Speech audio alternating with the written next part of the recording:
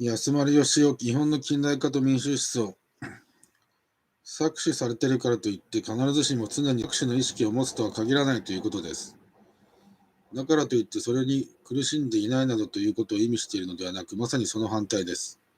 しかしそうした苦しみはまだ自らの方法と一般性を意識していない思考しか生み出しません。自らの不安を理解し、自己に対する明確な見解を持つために戦おうとする限りにおいて、誰もが自己を把握し、社会における自己の地位を把握したいと願うのですが、技術を持たないため、この反省的自覚を完全にギリギリのところまで徹底的に遂行することができないのです。ところが、命名が生きているこの野蛮な社会を再び掌握するためには、どうしてもこの反省的自覚が必要です。ジャンポール・サルトル、知識人の用語。ちょっと申し上げ候。しかれば我を義をば削りくずこれほどにおぼしめし候へども、我とても命捨てたるこの上は申し上げたき義もご候。南山一揆の頭取半助の獄中書簡。第一編民衆思想の展開。第一章日本の近代化と民衆思想。はじめに、勤勉、倹約、謙譲、孝行などは近代日本社会における広範な人々の最も日常的な生活規範であった。こうした通俗道徳が常に厳しく実践されていたのではない。しかし大部分の日本人は一方では様々な社会的な規制力や習慣によって、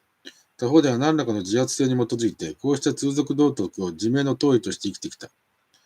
勤勉、倹約等々は相互に補い合って一連の特目である。さらに忍従、正直、献身、経験などを加えてもよいし、早起きや粗食のような具体的な規範をかなり長々と列挙してもよい。こうした一連の生活規範は、近代日本社会の中では極めて強力な規制力を持っており、大部分の日本人にとってこの規制力の網の目の外に逃れることは極めて困難だった。勤勉、倹約等々がごくありふれた通念だったということは、人々の施策がこうした通念のプリズムを通して行われたということを意味している。人々は現実の諸問題に直面してその解決のために施策していくのだが、その問題が生み出された現実的歴史的根拠はまだ知られていないので、差し当たってまずこうした通念のプリズムを通して現実的諸問題が検討され処理されていく。事実問題として右に述べたような一連の通俗道徳は、近代日本社会の様々な困難や矛盾、例えば貧困のような、を処理する最も重要なメカニズムだった。通俗道徳の巨大な規制力を一別するだけで、大衆を捉えるとき、思想もまた一つの巨大な物質的な力であることを信じずにはおられない。もとよりこうした通俗道徳は、今日の私たちにとっては、封建的な諸関係によって保管されつつ、急速に展開した日本資本主義のイデオロギー的上部構造に他ならない。だがそのことを理解したからといって、この通俗道徳が持っていた巨大な規制力を、その独自なメカニズムとともに理解したことにはならない。私が貧乏だとすれば、右の通俗道徳は、私が勤勉等々でないからだと教え、私の家庭が不和であれば、私が不幸等々だからだと教える。その結果、様々な困難や矛盾は、私の生活態度、イコール実践倫理に根拠を持っているかのような幻想が生まれ、この幻想の中で処理されていく。このような幻想の虚偽性を見抜くことは、同時代の中では極度に困難だった。なぜなら一つには人々は同時代人としてこうした通念にあらかじめ捉えられているからであり、今一つに私の貧乏等々は確かにある程度まで私の勤勉等々で解決可能であり、しかもそうした解決の実例を数多く眼前にしているからである。言うまでもなく、現実的社会的な諸問題がそれとして客観的に表彰されるのは、長い歴史的発展の所産である。歴史的客観的な諸関係をそれとして客観的に見通し支配できない人類史の長い前史においては、人々は宗教、哲学等々を通じて世界を解釈し、多かれ少なかれ幻想的なその解釈を通して施策し、行動原理を見つけなければならない。右の通俗道徳においても、広範な人々の現実的社会的な諸問題が、何よりも道徳的な問題として表彰され、様々な現実問題がこの観念の場で処理されていく。こうした過程の繰り返しによって、社会的通念とその現実的基礎との関係がますます見えにくくなり、社会的通念を独立化して、人々を通念の網の中に閉じ込めてしまう。他方ではこの幻想の職業的な宣伝家や礼拝者も現れて、現実的な諸関係から人々の目をそらし、幻想の中に全ての現実的なものの根拠を見るように人々を説得し、一つのイデオロギー的支配体制を作っていく。勤勉、倹約、孝行などの通俗道徳が広範な人々を規制していくメカニズムをもっと最もありきたりの例を挙げて検討しておこう。1、常々親孝行、つかまつり、習従礼儀正しく、家内むつまじく、親類仲良く、家業の義は大切に、愛励み、永久相続、つかるべきことを、親と主人のおっしゃる通り、守りますると気が楽な。誰にも明らかな通り、右の引用は最も平凡な通俗的なもので、類似の言葉を無数に挙げることができよう。この引用が主張しているような孝行、和合、勤勉、服従などの徳を体得した人間が、近代日本社会の通俗的な理想像だった。ところで右の引用はこうした徳を主張するとともに、その徳の実践によって永久相続や気が楽なこと、つまり富や幸福がもたらされると主張している。そうすると様々な徳は富や幸福という合理的目的のための手段だろうか。そうすると右の主張は極めて合理的なものであるし、また孝行、和合、勤勉などのふりをするだけで合理的目的を達し得るかもしれないし、さらにそれらの徳が富や幸福をもたらさないと判断した人は、自由にそれらの徳を放棄してよいということになるのであろうか。だが人間生活の道徳的側面と合理的側面を異質な分裂や矛盾をはらんだ人間的なものの諸側面として捉えることは、通俗道徳の信用式の思い及ばないことであった。通俗道徳において道徳は富や幸福と極めて本質的なつながりを持っているが、しかしそのことは前者が後者の手段だということを意味するものではなかった。道徳は決して手段ではなく、それ自体が思考の目的、価値なのであるが、ただその結果として必ず富や幸福が得られる。実践者を駆り立てている動機は最高善としての道徳そのものに他ならないのに、そのことが必ず結果的に自分の合理的利益をもたらす。このような考え方は、道徳的目的と合理的目的との予定調和をあまりに安易に信じしすぎており、両者の分裂の可能性、むしろ必然性に目を塞いだ偽善的なものだと批評することもできよう。だがその偽善性、イデオロギー性を見抜くためには、広範な人々の長くて辛い歴史的体験が必要だったのであって、通俗道徳と庶民の合理的目的との右に述べたような接合、癒着の中に、近代日本の思想構造の巧妙なからくりの元気形態が露呈している。こうした意識形態においては、富や幸福を得た人間が道徳的に弁護されており、貧乏で不幸な人間は、富や幸福から阻害されるとともに、その事実によって道徳からも阻害されているのだ、と判定されている。こうして成功者たちは、道徳と経済の、そしてまたあらゆる人間的領域における優越者となり、敗者たちは反対に、富や幸福において敗北するとともに、道徳においても敗北してしまう。そして成功しようとすれば、通俗道徳の罠にかかって支配秩序を安定化させることになってしまう。近代日本社会において様々な矛盾や困難の解決のために捧げられた広範な人々の真摯で賢明な人間的努力は、極めて膨大なものであったろう。だがこの人間的努力は絶えず勤勉、倹約、孝行などの通俗道徳形態を通して発揮され、そのことによって支配体制を安定化させる方向に作用した。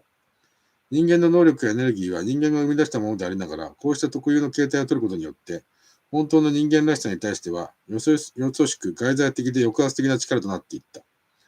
イデオロギー的幻想は人間が苦心して作り上げたものであるからこそ、人間を規制してその中に閉じ込める巨大な抑圧的な力ともなり得たのである。近代日本社会において通俗道徳のこうしたメカニズムから逃れることがいかに困難であったかということは、無数の事実が証明している。河野弘中が中村慶右役の自由の断りを読んで、中高の利益を除いて、思想が一変したという有名な逸話から始まって、昭和の転校者たちが天皇制の下における家族主義的な共同体意識へと転向して、共産主義者が夢見たような社会は我々の即下にあったのであるなどと叫んだときにも、通俗道徳の大網は、ともすれば、逸脱しようとする人々を捉えていた。様々な変革的な努力とエネルギーをこの大網の内部での改良主義へと誘導し、そのことによって変革のモメントを体制安定化のモメントに転化せしめるという査述が行われた。天皇制イデオロギーはこうした通俗道徳の上に構築されたものであろう。もちろんこうした通念の虚偽性を鋭く見抜いた人たちもいた。双葉亭使命や北村東国以来の近代文学は、要するにこうした通俗道徳の偽善性を見抜いた人たちの新しいより人間的な道徳を確立するための苦しい戦いの歴史だった。だが彼らの努力がどんなに惨憺としたものであったかはここに語るまでもない。通俗道徳の虚偽性を誠実な態度で見抜くことは、苦い倒壊や虚無感や単美主義を、優美主義を対象としなければならず、新しい積極的な倫理を何らかの程度で社会的に説得力あるものとして作り上げることは極めて困難だった。こうした通俗道徳の虚偽性、偽善性を国民的規模で見抜くことができるためには、ファシズムと太平洋戦争と敗戦という全てが無になるような凄まじい体験を得なければならなかった。こうした幻想の偽善的なメカニズムを容易には見抜けなかった一つの根拠は、こうした通俗道徳が繰り返し教育宣伝されて、国民の大多数がこうしたイデオロギー的幻想の中に住まわされたからであろう。さらに様々な社会的制裁手段がその背後で、こうした通念に従うよう暗黙のうちに強制したことも見逃せない。だがこうした通俗道徳の広範な人々に対する強い規制力は、単に上からの教育宣伝強制だけによって生み出し得るものではない。その意味で、これらの諸徳目が強い規制力を用いた今一つの根拠を、それがある歴史的発展段階における広範な民衆の自己形成、自己解放の努力が込められる歴史的、具体的な形態であったということに求めなければならないと思う。近世中期以降の民衆的諸思想の展開過程を調べていくと、新しい思想形成の努力は、例外なくこうした通俗道徳の主張に結果している。これらの民衆的諸思想は、近代日本社会形成期の社会激動の渦中における広範な民衆の自己形成、自己確立の努力を意味していたが、この民衆の努力は通俗道徳的理想像の確立を目指すという形態を通してなされたのである。こうした形態は自由に選ぶことのできない歴史的なもので、こうした形態から根本的に外れた民衆的諸思想を見出すことはできない。言うまでもなく一民族の近代化を達成する最深部の原動力は、民衆の内面に醸成された膨大な建設的エネルギーに他ならない。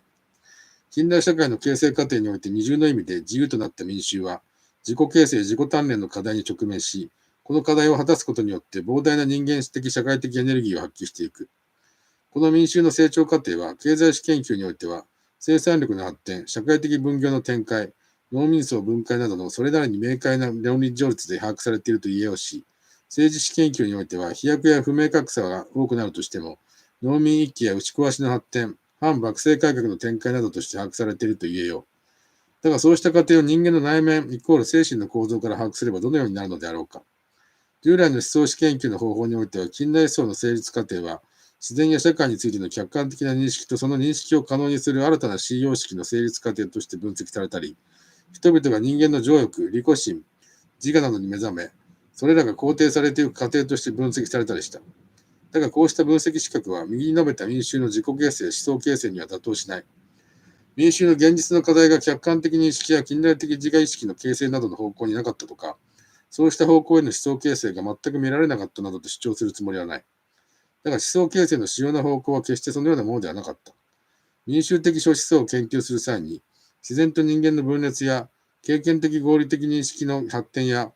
自我の確立などを分析基準とするのは、理念化された近代思想像に固執して、そこから歴史的対象を裁断するモナニズムのどこまである。近世から近代にかけて、こうしたモナニズムの方法を取れば、新たな思想形成の方向が見られるのは、ほとんど例外なく支配階級の立場はその周辺部に生まれた諸思想である。ほとんど例外なく支配階級の立場かその周辺部に生まれた諸思想である。これらの思想の新しさはそれぞれの歴史的段階で近代化の方向へ主導権を持っていたり、あるいは最も鋭くその方向を見通していたもの、支配階級の改良的分子の新しさである。荻生空元利の宣長、解放清涼、佐久間象山などすべてそうである。最近流行りの近代化論は、様々な思想からは近代性、実は資本主義の発展に適応的な近代性を抽出して系統づけ、そのことによって極めてドライに日本の近代化とその担い手となった支配階級の改良的分子を擁護するものである。こうした立場からすれば民衆的諸思想は非合理な、遅れた封建的なものに他ならない。こうした見解は通俗的諸徳目の実現という形態において、広範な民衆の厳しい自己形成、自己鍛錬の努力がなされ、その過程に噴出した膨大な社会的人間的エネルギーが、日本近代化の原動力、生産力の人間的基礎となったことを理解できない。実現された徳目から見れば、通俗的で全近代的な道徳と見えるものが、ある歴史的段階においては新たな生産力なのである。その意味で民衆的諸思想は、これまでいわば眠っていた民衆の魂の奥底を揺り動かして、人間の無限な可能性を呼び覚ますものだった。この覚醒は差し当たっては道徳、精神の覚醒という観念的形態を取った。そのために前述したからくりも生まれた。しかし人間の精神の無限な可能性に対する驚くべき信念が広範な民衆のうちに目覚めたことに、まず注目しなければならない。それは近世の儒教と仏教の宿命論に対する能動性主体性の哲学の樹立だった。その能動性主体性が勤勉、倹約、正直、高校などという形態をとり、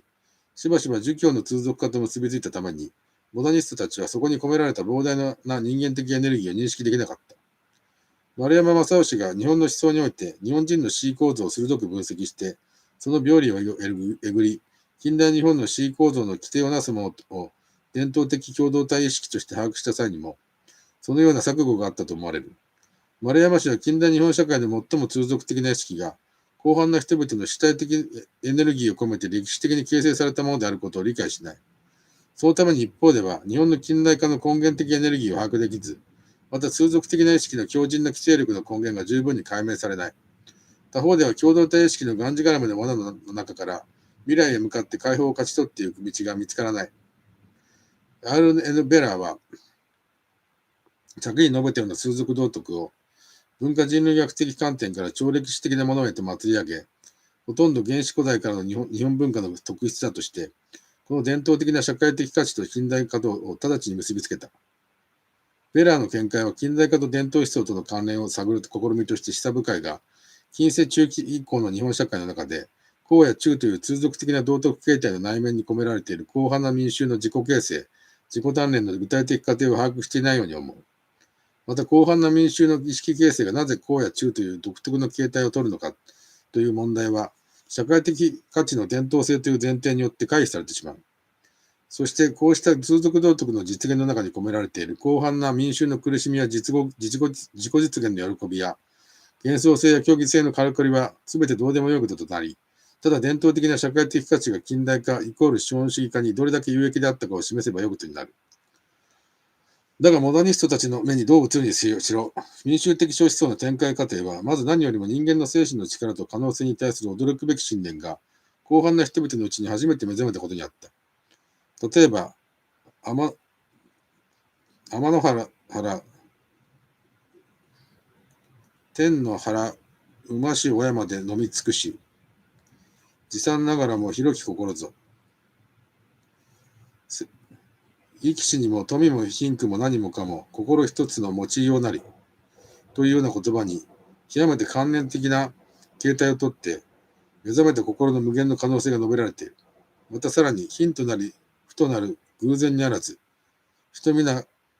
貸し財は借財は不者のところに集まると思えどもしからず、石鹸なるところと勉強するところに集まれないという言葉では一層具体的に人間の主体的な努力に無限の可能性が付与され、貧富は天命だとする呪術の運命論が打破されている。こうした主張は極めて関連的なものであり、だから現実には有効性を持たなかったと主張する人もあるかもしれない。こうした見解を取る人は経験的合理的な思想、科学的な思想が近代思想であり、それが変革的な思想だと固く信じている。だが右のような関連論は、もとよりある歴史的限界の内部においてではあるが、現実には極めて有効なものであった。なぜなら、こうした関連論は口実するように長い間の人生経験によって厳しく鍛えられた人格の裏付けをもってそうした人たちによって主張されたからであり、関連論が人々を鍛えて強靭な主体へと作り直したからである。通俗道徳の一連の所得目がたくさんの人々に内面的緊張を引き起こして、自己形成、自己鍛錬をせしめる独特な形態となったのである。この小論は日本近代社会形成過程における広範な民衆の自己形成、自己鍛錬の過程と意味を、その欺瞞性とからくりをも含めて、民衆的思想の展開のうちに捉えようとするものである。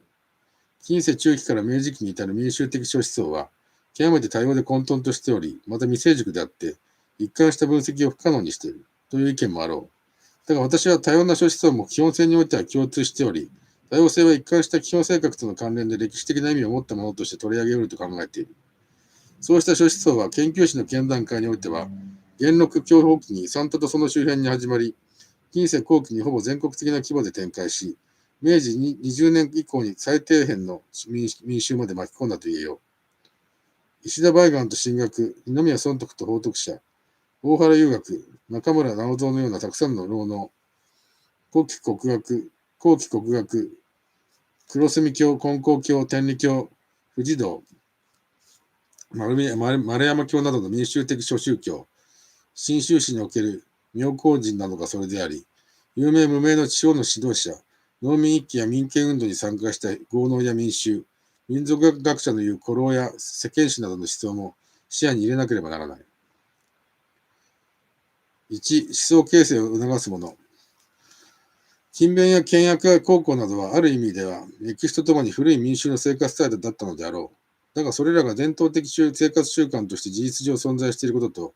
人々が自覚的に行うべき規範、倫理であることとは区別されなければならない。前者の意味ではそれらは単なる生活事実であって、思想史の対象とすることが難しい。後者の意味で初めてそれらは思想表現され、独自な世界観の構成要素として、多かれ少なかれ統一的に把握される。そしてこのような意味で勤勉、倹約など等々が後半の民衆によって問題として取り上げられるようになるのは、明らかに一つの歴史的発展の所産である。こうした生活規範を中核として民衆的諸思想が展開し始めるのは、前日のようにほぼ元禄享保期であるが、それではどのような現実的な課題が思想形成を促したのであろうか。例えば、カウチ国、石川郡の酒造業を兼ねた地主、川内や五平家政が長い式を変えて子孫に教訓したのは、結局のところはただ一つの動機、どうしたら家の没落を防げるからだった。家政が川内や家政旧記を書いたのは、元禄宝永年間であるが、すでにこの時代において、家政の住む川内国石川郡の門前町大賀塚では、かなり栄えた家でも急速に没落するという例が極めて多かった。家政はそうした例を次々と書き留めた。例えば、広野屋東兵衛家は、庄屋も務めた映画だったが、不正が多く、宗像騒動にあって没落した。東兵衛の子供はプロレタリア化してやがて盗人となり、ついにのたれ死にした。大阪に近い商品経済の発展した大賀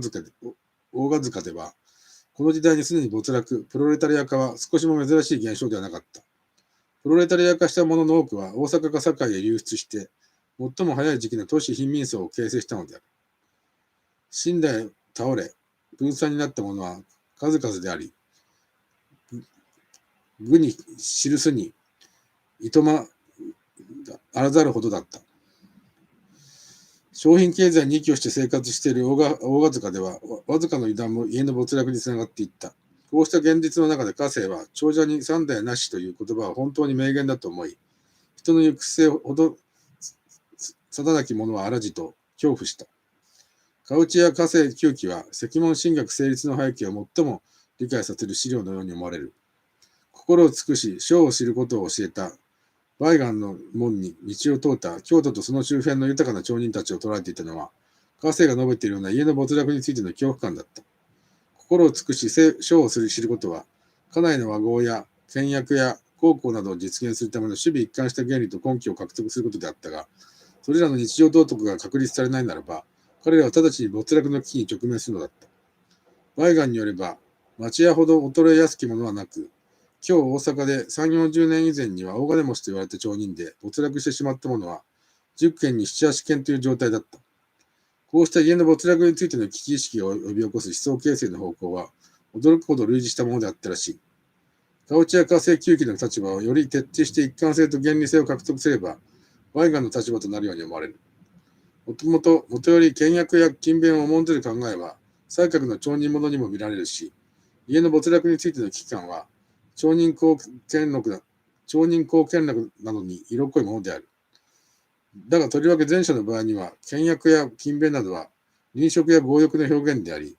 だからまた、浪費や社費のための手段という意味を持っていた。この意味での倹約や勤勉の習慣なら、商業資本の存在とともに古いものであろう。石門神学はこのような商人社会の習慣を背景とするものではあったが、しかしそれを乗り越えるものではなかった。それを乗り越えるものであった。というのは、石門神学成立の背景は、商人社会に現に習慣化されている倹約や勤勉をそのまま強めようとしてもどうにもならないという現実であり、危機に直面しての新たな生活機関の形成がその課題だったからである。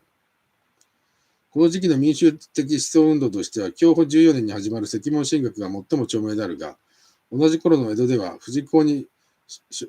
職工魅力が出てきて、秘伝的な事実から実践的な日常倫理へと富士信仰を転換させた。同じ頃、マスホ残光も自社等の市場へ出で、自社党の市場や井で声掛けをして義語を交え、風俗の耳近きことにて浸透を講じたという。もとより安品正幸や池田光政のような近世初期の名君が儒教による庶民強化を図ったのは、これより一代以前のことだった。だが民衆自身の主体性においてまた一つの民衆運動として民衆的な諸思想が形成展開伝播されたのは、元禄享保期以来の以後のことであり、それも差し当たっては三都とその周辺から始まったのである。町屋の家訓が制定されるのも享保期以降の現象だし、町人向けの教科的著作が出版されるようになったのも、享保元文期以後のことだった。そしてさらに民衆的な諸思想が農村部でも展開され、日本の民衆がいわば全民族的な規模で思想形成の課題に直面したのは、近世封建社会の危機もようやく深まった18世紀末、天明完成期以降であり、とりわけ文化文世紀以来のことであった。石門神学が急速に地方に伝播するようになるのは、天明期以後、最盛期は文化文世紀だし、民衆的な諸宗教運動が展開し始めるのは文化文世紀以降である。また、二宮尊徳、大倉長常、大原遊学などが各地を巡遊しつつ、急防した農村の復興を図るのも同時代からのことであった。したがって私は天明完成期以降を民衆思想史の第2期としたいのであるが、この時代において民衆に思想形成を促したのはどのような諸事情だったろうか。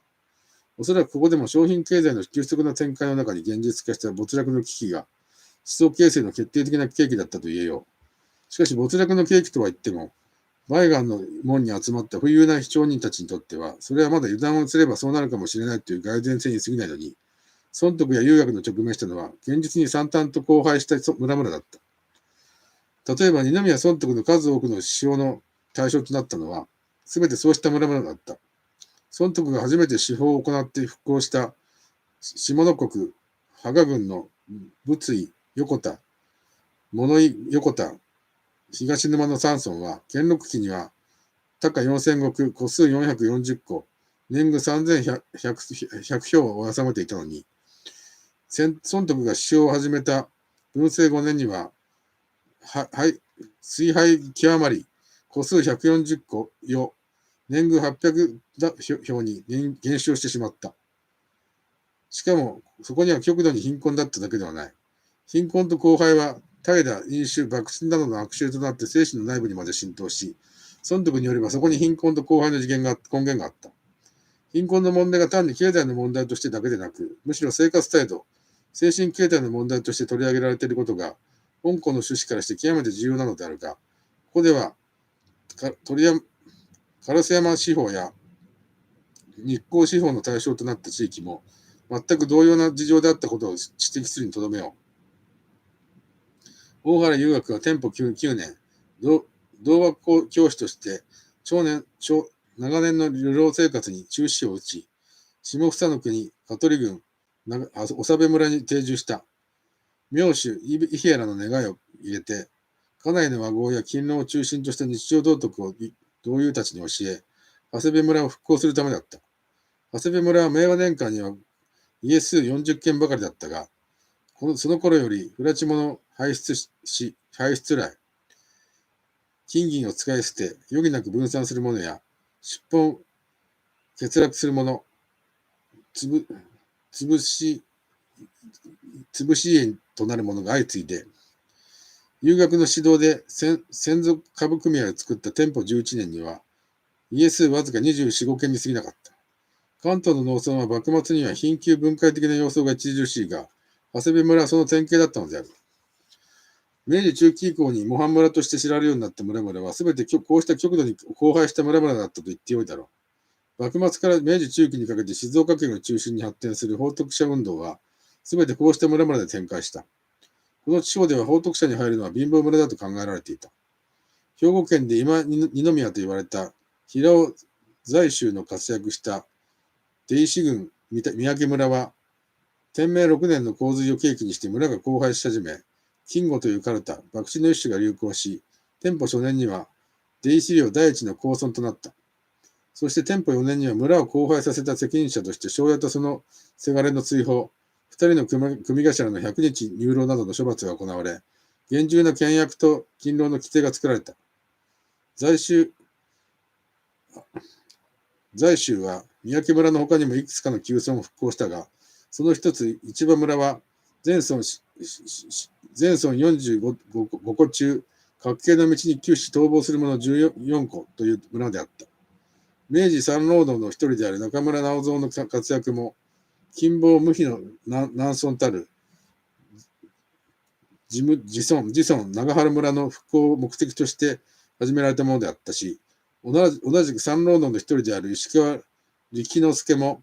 自村山田村の復興からその労農としての生涯を始めた。近世後期において右の述べたような荒廃した村々は決して例外的な存在ではなかった。こうした荒廃をもたらした経済史的原因は、封建権力と商業小売資本による過酷な収奪だった。こうした村々についての記述は、村内の土地がほとんど耕作地になったこと、借財が極めて膨大なことなどを強調しており、右の長浜村の場合のように、酵素が特に重いことが強調されている場合もある。一定度の生産力の上昇を伴わずに収奪が激化すると、農民総分解が必然的に貧窮分解的な要素を呈して進行し、そこに荒廃した村々が無数に出現した。それは凄まじい貧困欠落、反プロレタリアートの形成過程だった。そしてこうした過程こそ人々に周囲の給として新たな生活態度の樹立、思想形成という課題に直面させるものだった。極めて多様なこの時代の民衆思想も実践道徳としてみれば、勤勉、倹約、和合に要約されようが、人々に嫌をなく思想形成を流したのは、こうした特性を身につけなければ直ちに自分の家なり村なりが没落してしまうという客観的な事情だった。黒蝉教、金光教、天理教、丸山教のような信仰の民衆的諸宗教は、損得や遊学の運動が展開した地帯よりも、幾分精神的な地帯で進行した。これらの諸宗教はそうした地帯ですでに共同体的秩序から分離しつつあった民衆の様々な不安に訴えた。人々を捉えた直接の契機は圧倒的に病気の問題であり、ついで貧乏や不和の問題だった。これらの諸宗教において病気、貧乏、不和などは精神に由来するものであり、精神の変革を迫っているものとして捉えられた。だから精神を改めないなら、病気、貧乏を繰り返して没落せざるを得ないのであり、ここでもそうした危機感に揺さぶられて思想形成が進められた。そして金光教と天理教が大阪を中心として急速に発展するのも、丸山教が神奈川、静岡、長野3県を中心に爆発的に発展するのも、静岡県を中心として報徳者運動が急速に展開するのも、すべて明治10年代後半から20年代初頭にかけてであったということは、右に述べたような諸事情の最も端的な表現であった。松方デフレのもと、建築過程が最も激烈に進展したこの時期こそ、日本の民衆の最も苦難の秋だったのであり、だからこそ人々は苦難を乗り越える原理を求め、苦難を乗り越えるに足る主体の確立を求めずにはおられなかったのである。2、高村の精神状況。侵略の課題は、比較的に裕福な町人階級を主要な対象として、商品経済の発展に伴って生じてくる様々な困難や誘惑に同でられない強靭な主体性の自立を図ることであった。奢侈、遊芸、親不孝、不和、奈良には飲食などが家の没落の原因と考えられた。だから家の没落を防ぐ方法は、これらの悪徳を克服して、倹約、正直、国庫などの実践道徳を身につけることに他ならなかった。家の没落という経済史的社会的な現実問題をこうした道徳問題として処理することは、様々な錯誤が含まれていよう。だが進学が急速に普及したのは、こうした解決の求め方が、進学を受容した町人階級の危機意識に最もふさわしかったからである。競歩記号に次第に多くなる商家の家訓類は、どれも進学思想とその根本精神を共にするもので、進学者が基礎を依頼されることも多かった。これに対して損得や遊学の活躍の舞台となった近世悠後期の農村の精神状況はさらに緊迫したものだった。先に述べたように損得や遊学が活躍したのは極度に荒廃した村々だった。だがそこで問題なのは単に経済的に貧しいということに尽きるものではなかった。むしろ根本の問題は損得や遊学によれば貧困と荒廃が精神の内部を深く侵していることにあった。例えば損得は桜町師匠の対象となった三村の崇拝を前期のように述べた後ですぐに続いて次のように述べてある。家々極貧にして衣食足らず、身にシャイをまとい、口に闘争を食い、公伝の力なく、いたずらに勝利を争い、公事訴訟やむときなく、男女酒をむさぼり博打に流れ、私欲のほか種があることなく、人の善事を悪み、人の悪事災難を喜び、他を苦しめ己を利せんことを図り、理性は役位を借り、催眠を虐げ、催眠はこれを憤り、互いに仇討ちの思いをなし、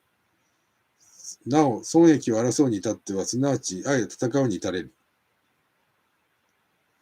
これはこうした荒廃した村々についての典型的な叙述と言えよう。そこには様々なことが述べられているが、貧困の問題が人々の私欲、飲酒、博打、不和、争いなどの生活態度と結びつけられ、しかも後者に重点を置いて述べられていることは明らかであろ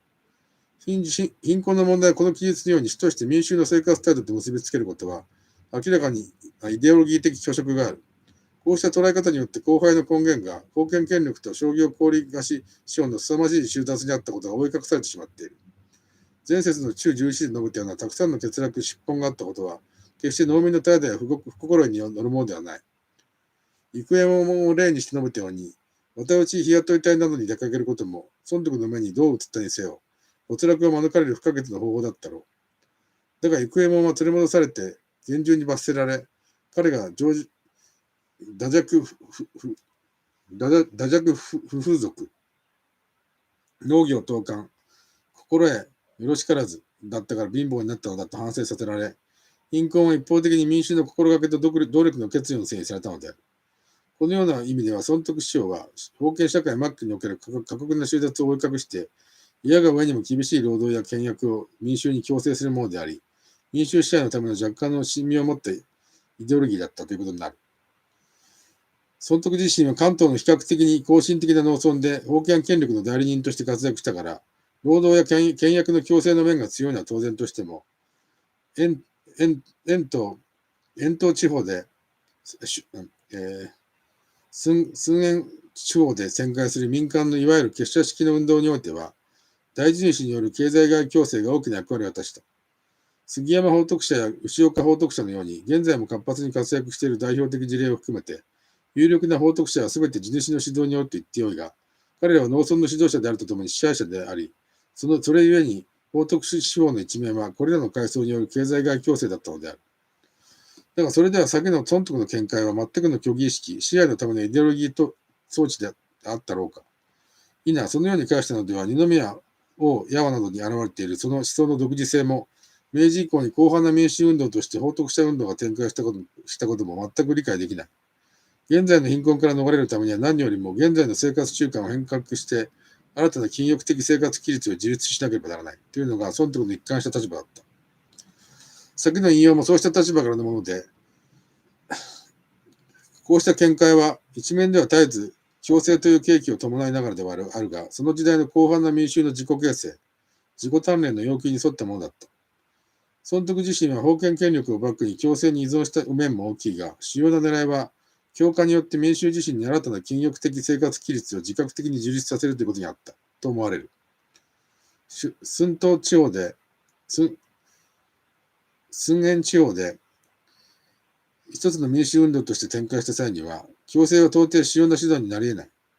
この地方の法徳者の人々には、一見して区別できる独自の生活様式があったという次の記述も、人々がある一貫性を持った生活規律を自覚的に樹立していたことを物語るものとして興味深いであろう。法徳者は主として出木を尊ぶがゆえに、毎月の定会に出席する者を見るに、数里の外よりわらじをがち弁当を携えて帝国必ず到達す。その出木の風人をして一見法徳社員たるを弁別せしむ。祝儀不幸の際には、互いに倹約を尊び、相助るを風とする。法徳者は金権水上を旨とするをもって、社士怠惰の者及び道徳なる者といえども、一旦これに加盟するときは全時その行を改む。故に結社の所在地においては、芝居狂言などの興行せるを聞かず、工事訴訟は多くこれを和解するをもって、社員相互の間にありては、出資と甚だ稀なり。出没倹約だけでなく、時間厳守、芝居狂言の停止、工事訴訟の停止などが新たな生活規律の具体的な内容として注目に値する。時間厳守、芝居狂言の廃絶などは民衆の将来の生活習慣の中には全く存在しなかったものである。大原遊学の活動の主要な舞台も、先に述べたような荒廃した農村だった。そしてその荒廃の原因はやはり強欲、不和、怠惰、飲酒、博打などにあるとされ、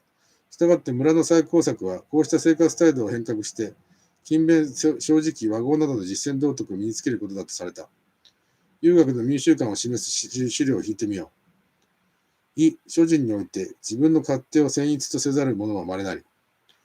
諸人はこれ、武士の習慣に反して、いわゆる己が徳て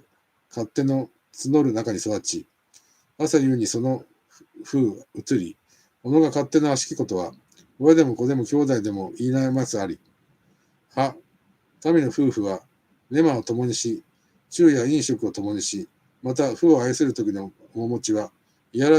らしく甘たるし、しかしてなぜというと、うちの道を作る作詞あり。引用が物語るように、遊学が極めて抽象的に武士階級を理想化し、これに対して庶民を私欲に追われて非道徳的存在と考えたことは明らかである。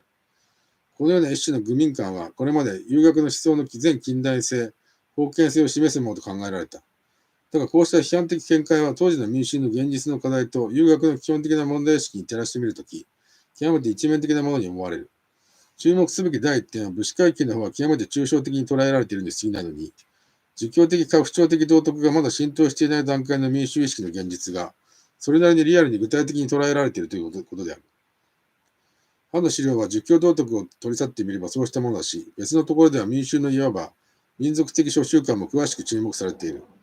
だがより重要なことは民衆の生活習慣をそれなりにリアルに捉えた上で、その生活習慣を勝手イコール欲イコール楽しみとして否定していることである。ここに遊学の基本的問題意識があった。武士階級の理想家は右のような生活習慣を克服して到達すべき理想を理念的に示すために必要だった。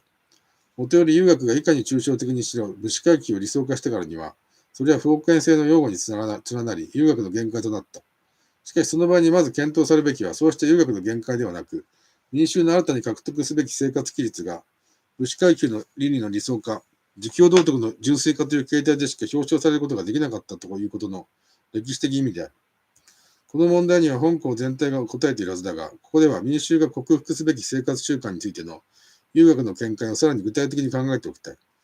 この点について遊学は様々に述べているが、第一に眼前の利得を求め、第二に色を好み、第三に飲食を楽しんでいると述べているのが一応の要約になろう。こうした楽しみは遊学によれば極めて狭いもので、こうした楽しみにふける限り最悪は逃れがたい。これらの人は縦から見ても横から見ても、吉次の続くべき言われ、すべてなし。もっと具体的には、例えば次のように述べられている。1、博打、1、不義3つ、1、賭け勝負、1、食行二重、1、女郎買い、1、強欲、1、暴刑、1、大酒、1、訴訟発動、1、狂言あるいは手踊り、浄瑠璃、長唄、三味線、この類、人の心浮かるる所作。右に記すところはもちろん、その他、怪力、乱心、あるいは文に大勢ず、おごりがま、数儀、あるいは危うき商い、かつ危うき身の行いといたすにおいては、子孫滅亡いたす所意の味わい、徳と承知つかまつる上は、舞台無道の行い一切つかまつる間候。右のような生活態度は何ほどかの程度において全て現実に存在していたことであろう。そして訴訟発動さえも含めて、そうした生活態度は確かに当時の民衆にとって破滅的なものだったと思われる。家と個人の破滅は対極的に見れば客観的な歴史法則によるものであるが、しかし一つ一つの場合にとってみれば、当事者のほんのちょっとした油断や失敗が契機とならざるを得ない。資本主義の形成過程、農民層分解の過程をその渦中に置かれた人々の主体性の問題として捉えたとき、右に述べたような生活態度の問題として見えてくるのである。その場合に遊学がそうした生活態度を勝手楽しみ欲などとして捉えたことが重要であろう。遊学によれば様々なこのような楽しみを否定して、禁欲的な生活規律を自覚的に身につけることによってのみ、人々は没落の危機、農民層の分解から這い出せるのである。損得の課題と有学の課題を極示していた。そして彼らの主張は、近世後期の損保の最も中心的なテーマである、倹約や勤労についての規定にも掌握するものである。共通して問題されているのは極めて具体的な損楽の習慣である。損楽の習慣の多様性と問題を取り上げた人物の個性の相違にもかかわらず、重視されている問題はほとんど完全に共通していた。特に重要なものを取り上げてみよう。飲酒、博打の禁止、踊り、芝居、三味線、長唄などの制限、婚礼、葬式、節句などの簡略化、夜遊びや夜話の制限や禁止、髪飾り、傘、下駄、羽織などの制限、勤労の強調や規定、親孝行や村内の和合等々、これらの生活習慣の多くのものは、何ほどかの程度で中世以来の伝統的な村落共同体の生活習慣であったろう。だがそれらが生活事実として存在していたことと、ことさらに問題的なものとされて自覚的に追求されたこととは全く別の事柄である。前田昌司氏の日本近世損保の研究書斎の損保史を見ていくと、右に述べた諸項目のうち、博打の禁止だけは、近世初頭から損保の重要な関心事になっているが、その他の願目に主要な関心が現れるのは、ほぼ天明期以降のことである。もちろん地方によって極めて多様であろうが、こうした生活習慣は近世後期から明治にかけての一時代においてのみ、ことさらに問題的なものとして取り上げられた。損保の規制も損得や有学の活動もその証拠である。では何故にこの特有の一時代においてのみ、これらの生活習慣はことさらに問題的なものとされたのであろうか。そのことを考察するためには、全近代社会における民衆の一般的な生活習慣が、近代社会成立期においてどのような意味を持ったかということを考えていけばよいと思う。全近代社会の日本の農村にはそれなりにこのような楽しみがあった。それは祭りとそれを取り巻く様々な行事、踊り、芝居、若連中や娘宿、様々な香を呼ばえ、矢は、紙や履物などをわずかばかりに飾ること、餅や菓子を作ること、若干の飲酒や博打などからなっていた。全近代の農村においては、伝統的な生活秩序が一種のリズムを持って繰り返されており、右のような様々なこの世の楽しみが日常生活の合間に緊密に織り込まれていた。それは民族学者が幾分美化して詳細に描いているような伝統的な、だがそれなりに生き生きとした生活秩序だった。こうした生活秩序はそこに住む人々の生死の内部に習慣化されていた。だが商品経済が発展し、それに伴う社会的な交流が急速に展開するようになると、こうした伝統的な生活秩序は維持し得なくなり、人々は新たな経験と欲望の充足を求めるたくさんの機会を持つようになった。その際に問題となることは、右に述べたような、いわば民族的なこの世の楽しみが、急速に節度を失って膨張し始めることである。このような変化は、晴れと手の区分では晴れの領域で、共同体の公と私の区分では公の領域で顕著に見られたのであって、例えば近世後期には一般に村の神社の祭礼や踊りが急速に写真化する傾向が見られた。このような民族的生活習慣の変革の意味を、ここでは若者組と婚姻制の変革を例として検討しておきたい。若者組と婚姻制の根本的な変化も右のような動向を背景としたものだった。前近代の村落には若者組、若衆、若連中などと呼ばれる年齢集団があって、村落生活で重要な役割を果たしていたことは言うまでもない。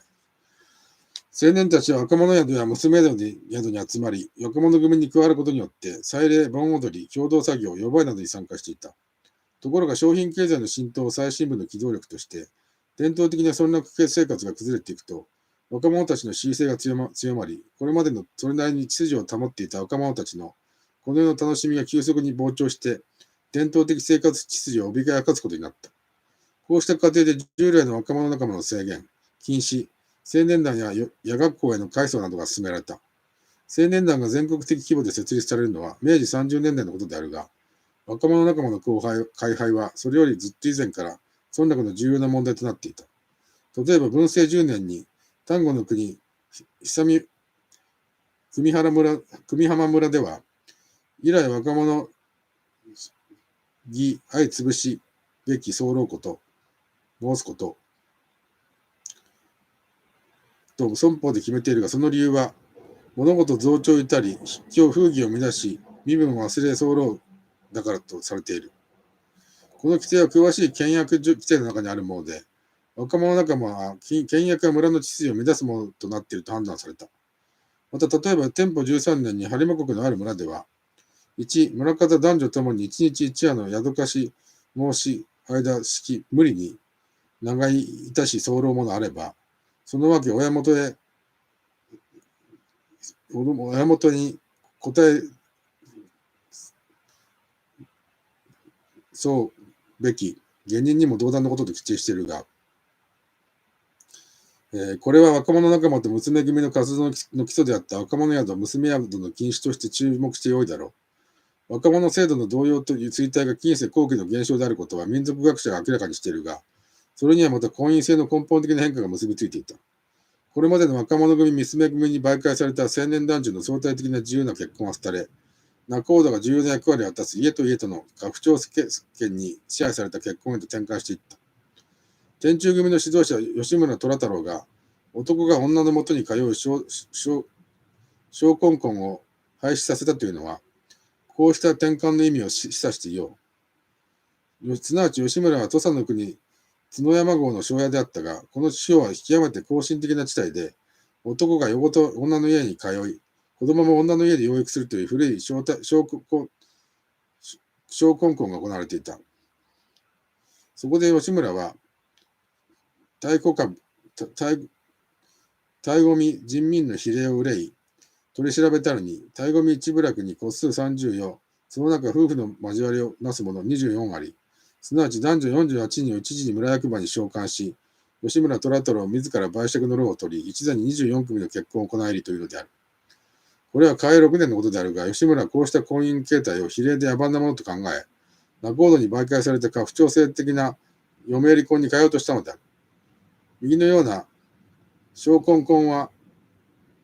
例外的なもので、嫁入り婚が室町時代以来の支配的な婚姻形態だったという。だが、嫁入り婚の場合にも次に述べる一部の村落支配者層を別とすれば、若者組と娘組に媒介された村内婚が長い間の支配的な形態であった。そしてこうした村結婚の村内婚の下では、相互に全人格的に熟知し合った男女による相対的に自由な選択が可能だった。呼ばいはこうした男女の自由で健全で人間的な男女交際の形態だった。ところが近世後期から明治にかけて、こうした婚姻形態は次第に崩れ、仲人に媒介された遠方婚姻が支配的になった。そうなると家父長権の役割が支配的となり、青年男女の自由な意志が働かなくなった。ことに嫁の地位が決定的に低くなり、家父長制的、儒教的規範が家族生活の原理とされるようになった。妻に甘たるき顔をするなという前日の留学の主張もこうした背景から理解しよう。結婚式に小笠原流の礼法が取り入れられ、結婚は盛大化、虚礼化した。こうして全近代的形態における男女の自由な交際は消滅し、呼ばいは不道徳な行為とみなされるようになった。それ以後、自由な愛は戦後民主主義の時代まで蘇らなかった。もっとも結婚のこのブルジョア的形態においては、ただ退屈と貨幣とか拘束力、ドイツイデオロギーとなったのであるが、商品経済の発展は伝統社会におけるつつましやかだった人々の欲求を刺激して登場させ、奢侈や飲酒や怠惰へと誘惑した。もともとは全近代の村落生活において人々に健全に人間的諸要素を実現させる形態だった若者仲間や呼ばいが地位や放縦の手段となった。今でもなく商品経済は人々に伝統的な諸関係を打破して上昇する機会を与えるとともに没落の需要も与えるものだった。だから人々は自分で禁欲して勤労に励まねばならぬのであるが、民族的な世界の人々はそうした訓練を受けていなかった。彼らは新たな刺激に煽り立てられ、没落への淵を這いずり回ることになった。没落する前とすれば伝統的生活習慣の変革、新たな禁欲的な生活規律の充実へと向かわざるを得なかった。そうした過程を考える際に、豪農、地主、村役人層の役割は極めて重要であろう。一般にこの階層は婚姻制においても若者制度においてもこれまでに述べた民族的世界の習慣に参加していなかったと言われている。婚姻制において地主や豪農だけは価格を基準にした仲人に媒介された遠方婚姻であり、若者仲間や娘組、特に後者については、この階層の子女は参加しないのが普通だった。これらの事実に照合しているこの階層においては、家父長制的な家族倫理、数族儒教の形態を取ったが、すでに早くから形成されていたであろう。だからこの階層の立場からは、恣意化し膨張した民族的諸習慣は、野蛮で非道徳的なものに見えた。そしてもちろん多くのイデオログたちも同様に考えたし、イデオログたちの見解がこの階層に授与されたということもあろう。例えば日本道徳論が町村の習慣を論じて、良善なる習慣は、その人の一家またはある事業を限りて行われるものを多くして、一町村全体に行われる習慣は大抵悪しきものなりというのは、民衆の生活期間の右に述べたような二重構造を捉えたものであろう。その場合に西村茂樹が悪しき習慣の典型として挙げているのは、若者制度と呼ばに他ならない。先に挙げた広在州の述べるところによれば、幕末期の田島国定子郡三宅村でも若者仲間の支持が強まって秩序を乱し、村役人の統制にも服さなかった。在州が安政4年に改名披露した時には、誰も来なかったことに村の若者たちは在州不死に強い敵意を示しており、在州は若者仲間に参加していなかった。だが明治の初め、林村の若者仲間との争いを契機に在州は主導権を獲得し、明治4年には若者仲間を廃止して、大名無事項を設けた。そして盆踊り、狂言などの制限と統制、博打と呼ばれの禁止などを中心として村の青年の風儀を改めた。ここには村落支配者の指導を通じて、民族的世界の生活習慣が新たな生活規律に変革されていく過程が示されているが、この過程が通俗化された儒教倫理の加工過程であったろうということは、容易に推定できる。平尾在州の活動には様々な問題が含まれているが、ここでは興味深い一例を挙げておこう。それは在州親子が一般村民よりはるかに勤勉な村落支配者だったとされていることである。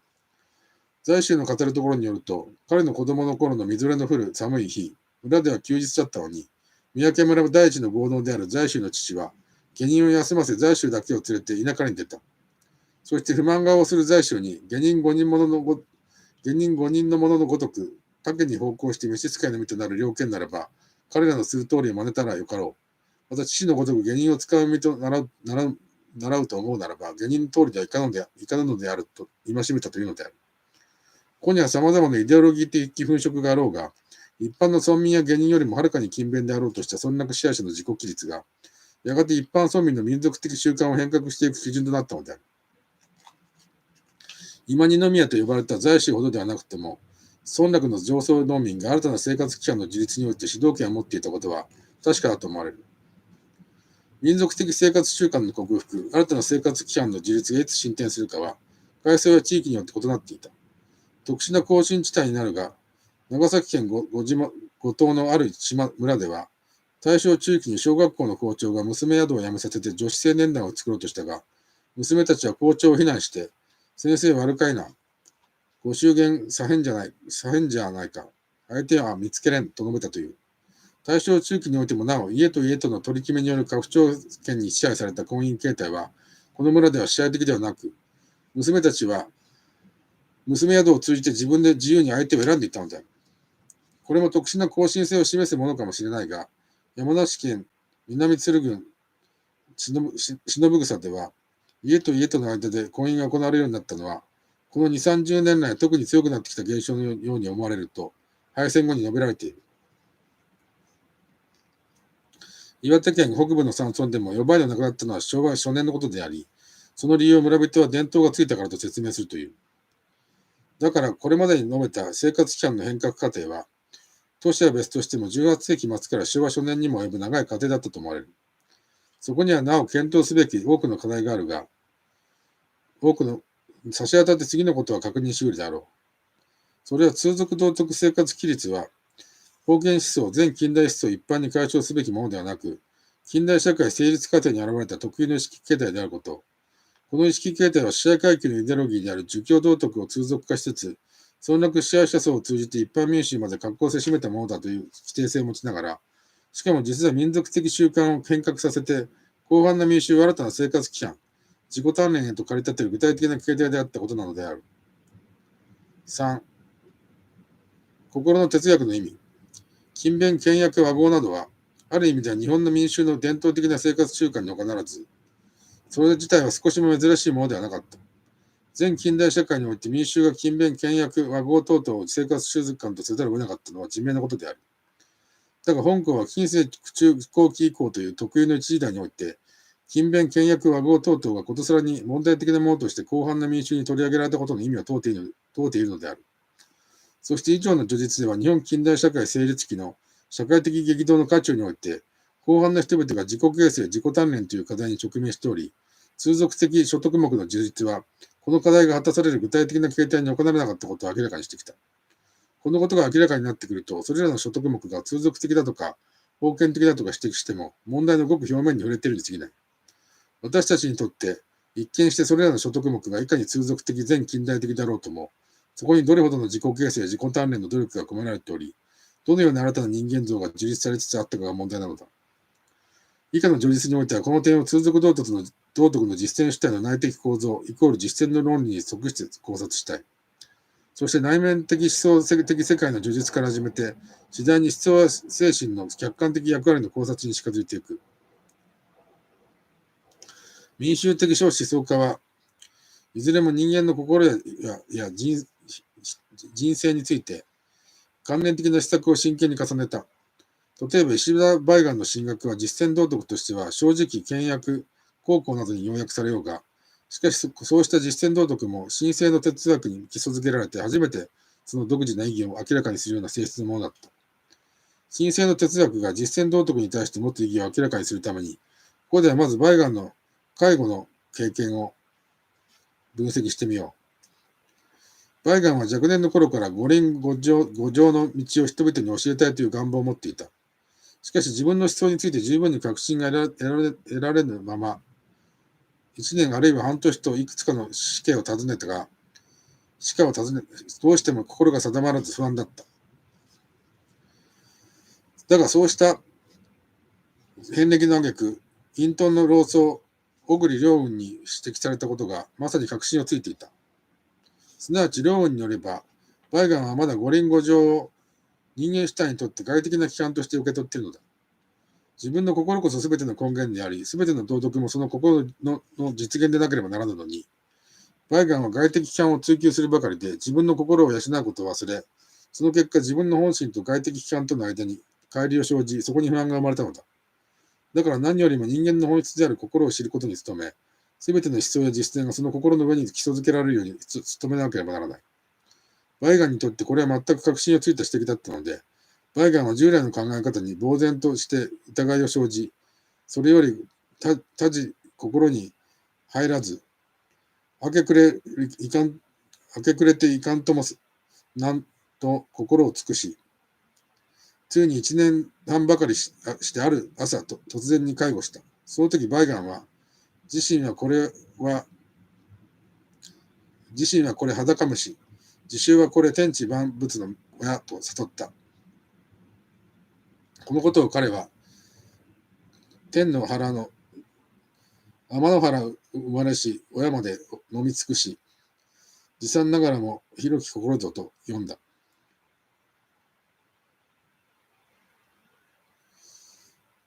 梅岩はさらに自傷というものが残っていると良雲に指摘されてもう一度介護し、それを飲み尽くす心も今は白玉の赤子となりっておぎやの一声と読んだ。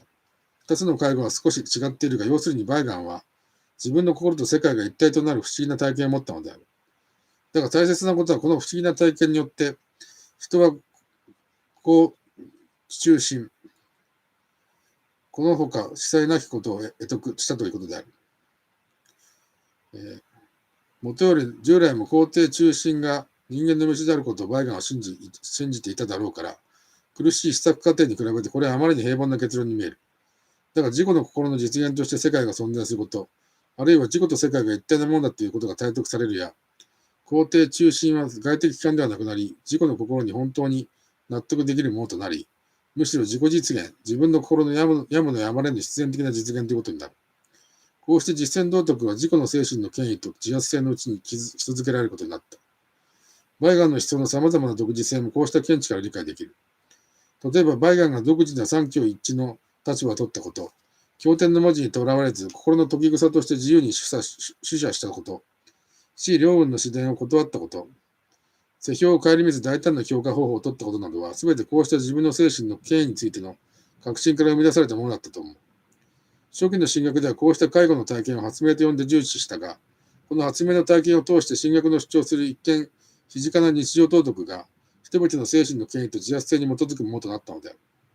こうして樹立された神聖の哲学は極度に有神論的な形態においてではあるが、人間の無限な可能性を主張するものだった。バイガンは神聖についての施策を突き詰めた挙句、万事は皆心よりなす。人者は天地万物をもって一体の心となす。己にあらずということなし。天地万物を己とすれば、至らざるところなし、などと述べた。こうした有神論的世界観は民衆的思想に共通していた。例えば、カウチやカセイも、人間の幸不幸から始めて全ての事象は皆、己が心から出たものだと述べたし、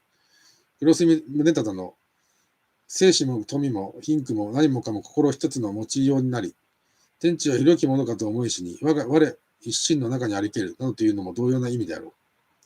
右のような主張は全て極端な観念論だ。だから誤っており無力だと考えるのは正しくないと思われる。むしろこうした守備一貫した有神論の形成は、現実に民衆の主体的な活動力を引き起こし、生活実践に様々な可能性を開くものだっ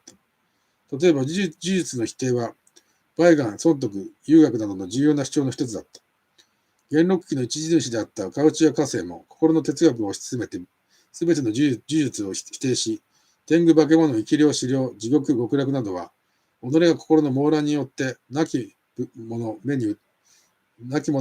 り、異形のもの現れたに過ぎぬ。ただ、己が心無事ならずして、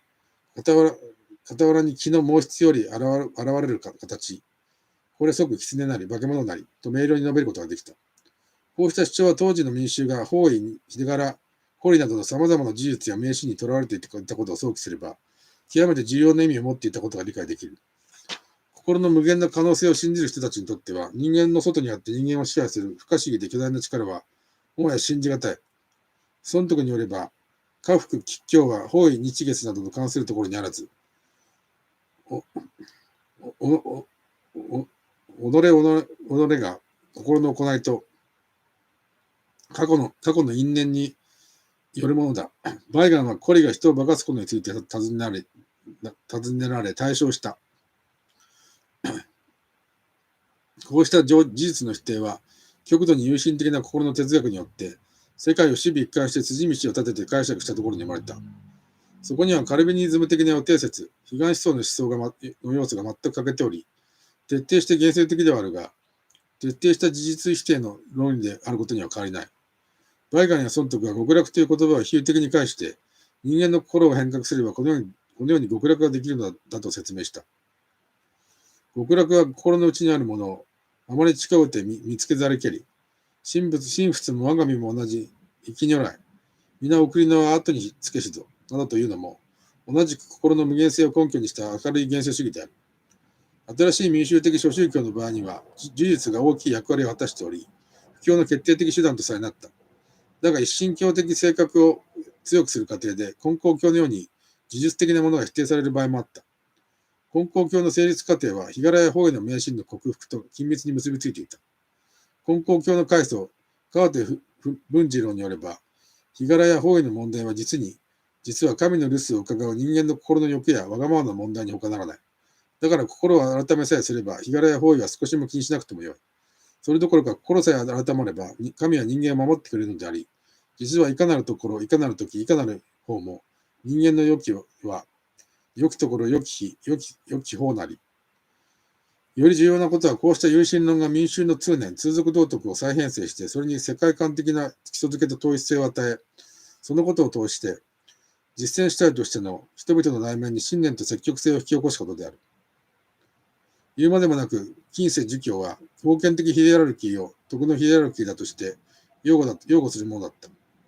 儒教理論がどれだけ内在的に理解されていたかという問題は別にして、封建的ヒエラルキーを道徳や人間性のヒエラルキーとして実験するということは、封建社会においては避けることができない社会的通念だった。この通念のもとにおいては、民衆は道徳的な劣等者となり、そのために信念に基礎づけられた自主的で積極的な活動主体となることは阻まれている。だが心の哲学は封建的な身分性の具体的認識や批判においてはほとんど無力だったが、広範な民衆に精神的な劣等意識とそれに伴う受動性や消極性を克服させるという点では極めて強力だった。心の無限性絶対性の主張が民衆の日常的生活活動の場に限りない信念や積極性を引き出した。この点にことに重要なのは、農業や商業という産業活動の道徳的正当性が強く主張されたことである。農業が最も正しくまた重要だという考え方は、この時代の民衆思想の重要な特質である。例えば、孫徳が、婦人は米食い虫なり、この米食い虫の仲間にて、立ちさの道は衣食住なるべきものを増殖するを善とし、この三つのものを損害する枠と定むというのもそうした意味だし、安藤正益の思想も、農耕生活の道徳的正当性をその論理構成の基本原理としている。また、丸山教の唱え言葉は、生阿弥陀仏を解釈した生阿弥陀臼という農耕を意味する言葉であり、神が天のものづくり、天を呼ぶと呼ばれた。農耕生活を経済的に重要だとするだけでなく、道徳的に正当だとする考えは民衆的思想に根強いものであり、しばしば社会批判の拠り所となったのである。また従来極めて非道徳なものとされた商業活動が倫理的に合理化されたことは画期的意味を持っている。この点ではバイガンの思想が重要なことはよく知られているが、バイガンの主張の意味を当時の商人たちの現実意識と関わらせてまだ考えておきたい。第一にバイガンにおける商行為の倫理性の主張は、当時の商人たちの現実の生活習慣を背景としていた。バイガンの説く正直や倹約はそうしたものであろう。なるほど、商人と屏風とは、直ちによっては、職にては立たずというのが一面では人々の通念であったが、しかし満着や貧欲の権限のような商人は必ず滅びることもよく知られていた。だが、この二つの側面は矛盾し合いながら共存していた。商人たちは一面では正直や倹約に努め道徳的でなければならないと思いながら、他面では貧欲や満着が利益を生み出すという観念にとらわれていた。そこで第二に、バイガンの思想の固有な意味は、貧欲や満着や奢侈と混じり合ってしばしばその手段となっていた商人道徳の通俗性を突き抜けて、一元化し純粋化したということである。バイガンの神聖の哲学に基礎づけられたとき、貧欲等々を根源的に排除した普遍の生活原理が確立され、商人たちは自分の栄誉の正当性に確信を持った新しい人間となることができるのである。そして逆説的ではあるが、こうした倫理的正当性の確信の結果として、正当な商行為がどれほど多くの利益をもたらしても少しも心を痛めずに、その営利活動に信念を持って専念できるということになった。通俗的常識的道徳を基盤としながら、しかもそれを突き抜けて人間としての根源的な自覚に至ることが、現実の生活者にとってどんなに意味深いものであるかをバイガンは教えた。目前の利益にとらわれていてはこのことはわからない。この味は学問の力なくては知られざるところだが、その深い意味を再び自得するや、革新と積極性に満ちた新しい人間が生まれる。こうしてバイガンは、道ありて茂る金銀は天命なりと述べ、心に細かに商いすれば、佐渡の金山ここにあると述べた。商人の実践道徳が神聖の哲学に基礎づけられた統一的世界観の実現形態であるなら、佐渡の金山のような富も倫理的に合理化されるのである。手島王庵はこうした立場から掛け値や値切ることさえ肯定した。法徳者運動は静岡県では商人の間にもかなり普及した。特に浜松が、その場合の元値商というのは、バイガンの主張によく似ていた。商家の心得と題する一文を挙げてみよう。1、商業の秘訣は、買い人を見出すにあらずして、むしろ売り人を見出すにあり、なんとなれば、もし、廉価に買い物を仕入れて、薄利を得たらんは、買い人は招かずして来るべければなり。1、売る先買い先は父母のごとく心べし。1、労苦なければ利益なし。1、正直に得たる利益のみが真の利益なり。1、信用は黄金に勝る宝なり。こうした主張においては、経済と道徳が完全に一致しており、人々の経済的救済と道徳的救済とが一挙に実現される仕掛けになっている。こうした信念に達した人たちは、道徳的正当性の確信に動機づけられることによって、その経済活動を一気に活発化したと考えられるのである。以上の情実にすでに含まれているが、最も重要なことは、民衆の現実的な努力の意味が重視されたことである。この点では、孫徳の興味ある思想を挙げておこう。孫徳によれば、貧富は少しの隔たりであり、その分かれ目の音源はただ一つの心にあった。このように考える孫徳は、三度炊く飯さえ壊し柔らかし、三度炊く飯さえ壊し柔らかし、思うままにはならぬ世の中という俗歌に、投げやりな定感的な生活態度を見出し、その勤めることも知らず、働くこともせず、人の飯をもらうと食うものなどの歌歌う読まるなるべしと知らんし、人間は努力さえすれば何事も思うままだとさえ述べた。天津日の恵み積みよく無尽蔵。桑で掘り出せ、鎌で刈り取れという彼の同化は、農本主義的な限界の内部においてではあるが、生産者農民の積極性にあふれた活動にこそ、無限な可能性を生み出している。世の中に花ももみじも銭金も、譲っておくぜ、精出して取れ。他の人に運の悪いと言われるは、不甲斐なき身と恥じて務めよという、安い義道の同化も同様な意味だったし、遊学にも極次の見解がある。こうした生産者的な能動性の主張は、明治初年の法徳者においてほとんど極端に達した。岡田良一郎によれば、損得は人に教えるに、独立をもって先とした。だから日本は日本の力をもって独立するを図るべし、人民は人民で独立するを図らざるべからず、岡田はこうした見地から豪農商争を担い手とする下からの資本主義の発展を主張するイデオログとなり、法徳学、自分の思想はベンタムやミルの実利学に等しいとさえ主張した。不起非戦は元と天にあるにあらず、地にあるにあらず、また国家にあるにあらず、命名の一心にあり、不起非戦は一心一念の変化される現象のみというのは、損得の主張を敷衍して西洋近代思想にまで転換せしめようとするものであった。4. 心の哲学の人間的基礎。すでに述べたように民衆的諸思想は、勤勉、倹約、孝行などの通俗道徳を主張するものだった。だから以上に述べた心の可能性の主張も何よりもこうした通俗道徳の実現における人々の可能性、通俗道徳の実現という形態を取った自己変革の可能性を意味していた。心の哲学は極度に有心論的なものであったために、対照的世界の客観的認識や変革においては微力だったが、こうした自己変革の論理としては極めて強力だった。心の哲学を世界観的な拠り所とすることによって、広範な民衆が民族的世界の生活習慣を克服し、禁欲的な生活規律への自立へと向かった。そこには極めて膨大な人間的社会的なエネルギーが込められていた。民衆的諸思想は一般に謙譲、和合、自己抑制などを説いており、そのために服従を内面的に納得させる役割を果たしたことは周知の通りである。だがこれらの特目から想像しがちな大敗性とはむしろ裏腹の一種の強靭な自己主張も見られる。このことは通俗道徳の形成という形態をとって、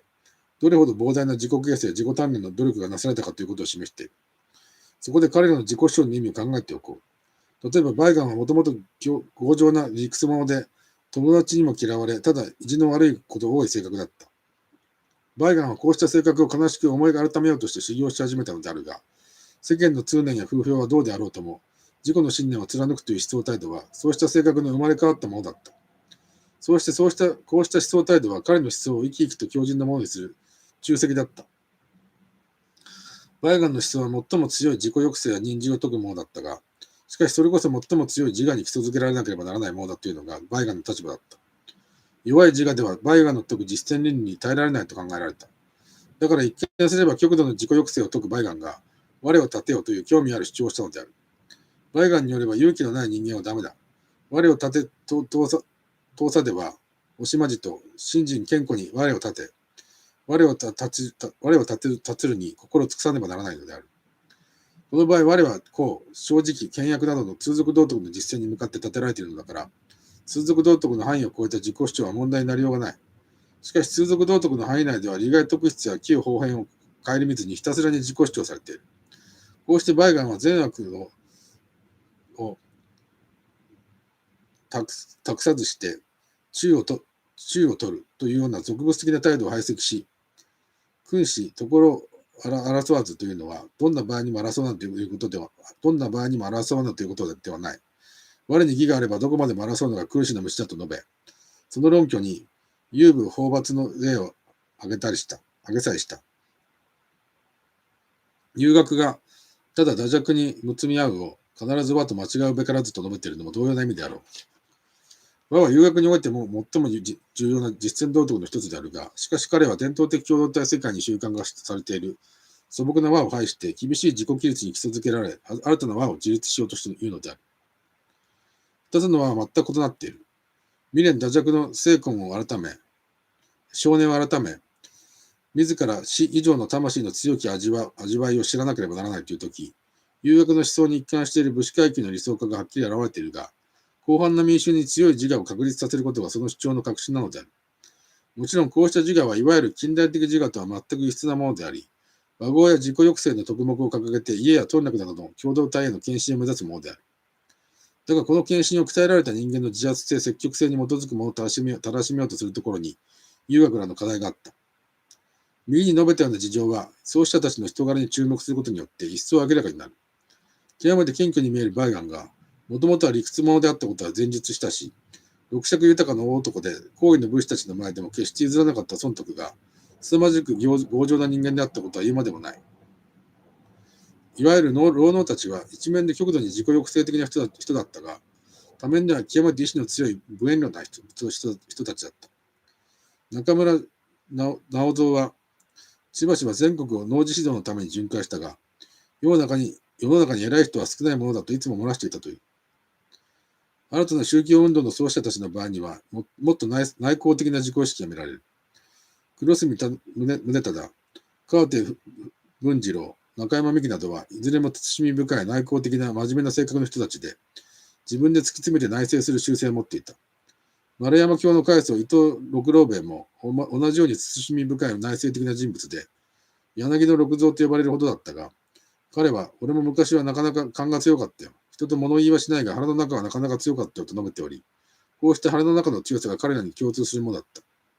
こうした意志の強い自我は彼らに共通するものだったが、より重要なのは、彼らの人生における深刻な体験、多くは貧困や病気が、こうした性格を際立たせ、内省を突き詰めさせたことである。表面から見れば、人格の外側から見れば彼らは慎み深く実直な多くは勤勉な庶民に過ぎない。一見したところではそれは最も平凡な生活態度に見えるかもしれない。しかしそうした生活態度を守備一貫して貫くためには、強靭な自己闘業が必要だった。貧困や病気や勤勉、倹約、正直、忍従等々が単なる生活習慣に過ぎなかったのか、それとも強靭な自己闘業に基礎づけられた守備一貫した生活方法なのかを問い直す機会となる。貧困や病気はだから自己を顧み、自己の信ずる一定の観点から自己を鍛え上げる役割を果たす。バイガンも孫徳も中山美紀も出口直も極めて強靭に鍛え抜かれた人間だった。彼らの資質も大切だが、彼らが様々な苦難の中で、自己の信念を絶えず反省し、その信念に照らして必死に自己変革を果たしていったことがはるかに重要である。彼らは近代的市民社会の理想には程遠いが、それなりに見事に魅力的な人間だった。彼らの思想はこうした自己鍛錬の中で固められた信念の普遍化、原理化として展開された。そして心の哲学は今日から見てどれほど観念的なナンセンスであろうとも、そうした鍛え抜かれた人格に裏付けられている限りで、極めて現実的な一つの力だった。右のような自己意識と自己鍛錬は、決してバイガンや孫徳のような特殊な個性としてだけ存在していたのではない。豪農小層を主要な基盤として、労農、古老、世間史など、近世中後期以降の町や村の指導層に多かれ少なから見られて特質だった。バイガンや孫徳や遊学は、そうした人たちの問題意識を鋭く思想化した指導者に他ならない。例えば、動画教師として各地を巡遊した遊学の日記にしばしば見える。12日より日々入門の人多く、稽古やや激しく会心の者多しという類の記事、あるいは進学教師近藤平覚の日記に見える3月12日、今日、蒼天より1日節祭いたす。両天より1日節祭いたす。およそ昨日八つ半ごろ、午後3時ごろより、今日暮れまで、近藤と矢口内方とは少しも眠らず問答なり、という類の記事は、心の変革を求める人々が広範に存在していたこと、そこでは凄まじいまでに真摯な自己変革の努力がなされていたことを物語っている。また、一時主の家訓から取った次の極めて通俗的な同化にも、同様な関心が見とるよう。心こそ心迷わす心なれ、心に心許すな。聞かれなば、悪しき道にも入るぬべし、心の駒の手綱許すな。世の中の心と内での古事から福を出そうと品を出そうと。進学童話がしばしば熱狂的に各地に迎えられたのも、同様の事情を表すものであろう。寛政6年、丹波の国、八神新村における中沢同時の功績には、7日間に延べ6672人が集まり、これに続いて行われた篠山城下での童話では、3日間に5173人が集まったという。天明2年、岐阜における細い平州の公爵には、3日間で実に42,966人も集まったという。どの場合においても、主として勤勉、倹約、孝行等々の通俗道徳が説かれたのであろう。こうした通俗道徳の上に、これらの思想と思想運動を封建的と規定すべきかどうかという問題は、ここでは回避しておく。ただ、広範な人々の右のような思想形成、自己形成への真摯な努力が、次のような歴史的事情を示していることは確かだと思われる。すなわち、民衆が当面している様々な困難は、個々的な臨職や狡猾や器用さなどでは解決できない性質のものであること。その解決のためには人間をその内面から全構造的に変革して統一的な一つの人格まで作り直し、その人格の自発性に基礎づけられた膨大な人間的な努力が必要だということである。民衆が直面している現実の困難を解決するためには、こうした自己形成、自己鍛錬が必要だという考えは、広範な人々にとって切実な分かりやすいものだった。何よりも自分の眼前にそのように鍛え抜かれた人格の実例が存在して、新たな自己形成の意味を訴え続けていたからである。広範な人々の内面から自己鍛錬への自発性と情熱を引き出すということは、極めて困難な課題であるが、民衆的少子層の担い手たちほどこの点で巧みだった者はいない。彼らは豊かな人生経験に裏付けられて、広範な民衆の生活感情に対する極めて鋭い洞察力を持っていた。彼らはすべて土着的な思想家だったから、彼らの接触する人々の願望や悩みを鋭く見抜くことができたし、巧妙な説得の技術を持っていた。神学童話の教師たち、遊学、安易教員、義道たちのような人たちは、笑わすことも泣かすことも喝殺自在の話術を持って人々を強化した。彼らは洞察力に富んだ精神的強化の能力だけを頼りにしてほとんど無一文の放浪者だった。遊学の場合には日記類によって流浪生活をかなり具体的に知り得るが、彼は行く先々で様々な心の病、親不孝、憂鬱、ノイローゼなどを癒しながら旅を続けている。遊学を例に挙げて民衆思想の担い手たちの強化方法と洞察力を示してみよう。大原氏、人を導くにはじめ1とせ2年のうちは、必ずまず情を施して、その情をよく通るときに至りて、後、断りを学ばしむるなり。しかしてもっぱら断りばかり学ぶこと2年3とせ、そのうちになおなお情を施されて、先生に会うときは、一度、たびたび心豊かに、心よく、ただ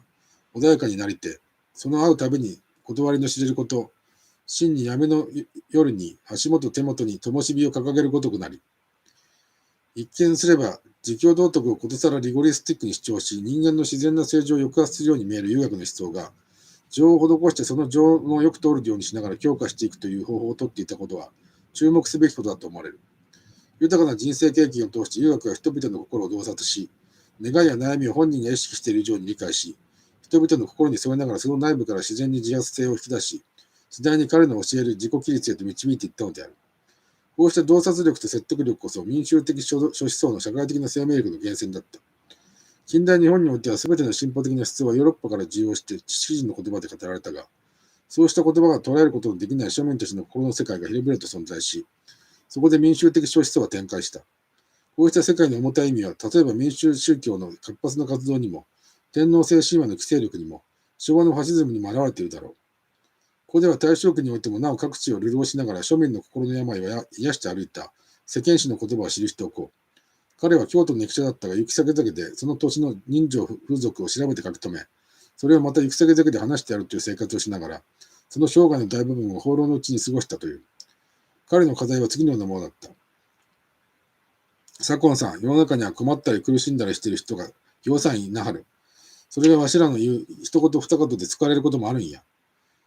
世の中にはまた人にも打ち明けられん苦労を背負ってなはる人がたくさんいる。また、そういう人に親切にしてあげる人がどこぞにいなきゃ世の中は救われやしません。わしらは表立って働こうとは思わんが、陰でそういう人を助けてあげるならん。大正中期においてなお、デモクラシーとも社会主義とも無縁な。だが救いとも求めてやまない庶民たちの心の世界が広々と存在しており、深い人生経験に裏打ちされた世間史の一言二言が重要な役割を果たしたのである。こうした世界の中に住み、そこに密着しながら思想形成しようとしたところに、民衆的思想の強靭な生命力があった。5、精神主義の限界。以上の叙述においては、民衆的諸思想は広範な人々の自己形成、鍛錬の努力を内面的に方向づけるものとして把握された。その際、広範な民衆の自己形成は、封建社会末期、近代社会前期という歴史的段階においては、極度に精神主義的な形態を取らざるを得なかったことに注意しておいた。この段階の民衆にとっては、自然や社会を客観的に認識することは困難であり、極度の精神主義、道徳主義、宗教などが、新たな自己意識、自己形成の必然的な形態となった。だから精神主義も道徳主義も宗教も一つの巨大な歴史的な力となったのであるが、しかし広範な民衆の自己形成がこうした独特な形態を取ることによって、経済や政治との関わり方が著しく制限されたものとなった。というのは極度の精神主義、有心論のために、これらの諸思想は対照的客観的世界をリアルに認識する能力に乏しく、様々な困難や矛盾の解決を民衆の精神主義的な自己記述に求めることに熱中し、そこに様々な幻想性や満着が生まれたからである。そこで民衆的諸思想のこうした精神主義的な特質がどのように歴史的現実と関わったかをもう少し具体的に検討しておこう。本校が対象としているような民衆的諸思想は農業生産力の発展に重要な役割を果たした。品種改良、正常種、正常植え、種もみの塩水泉と巻く、種まき、施肥の増大などは、近世後期以降における農業生産力発展の基本的技術形態だったが、これらの技術の改善と普及は、宝徳者やたくさんの労農たちによるところが大きかった。例えば有料品種、伊勢錦を選抜した労農岡山雄生は、富士道の熱心な信者だった。彼は信仰に支えられた庶民的な社会奉仕と怪物精神に基づいて、松坂津、宇治山田において伊勢三郡の人々を目当てにした無償種子療扶所を設け、この新品種の普及を図った。中村直蔵はこの伊勢錦の普及に努力したが、その際、進学の社友には、かつて資金を集め、その品種の特質や栽培方法などを記したパンフレットをして各地に送った。富士道や進学に基づく信念が彼らの活動を支えるとともに、その組織が重要な役割を果たしているわけである。留学や宝徳者の運動もこうした技術改善と精神運動の結合したもので、例えば正常植えの普及には宝徳者の功が大きかったし、留学も正常植えを教えた戦学者の一人であった。精神運動によって技術改善に努力する主体を作り、技術改善によって精神運動の成果を具体的に確保して、相互補完的に展開したのである。だがこうした技術改善、農業生産力発展の基本的な方向は、労働過程の質的変革を伴わない労働集約的なものだった。だから現地空気の過酷な条件の中で、こうした技術改善が十分に有効性を発揮するためには、人々は従来よりもはるかに勤勉でなければならなかった。小川誠氏は宝徳運動の指導者であった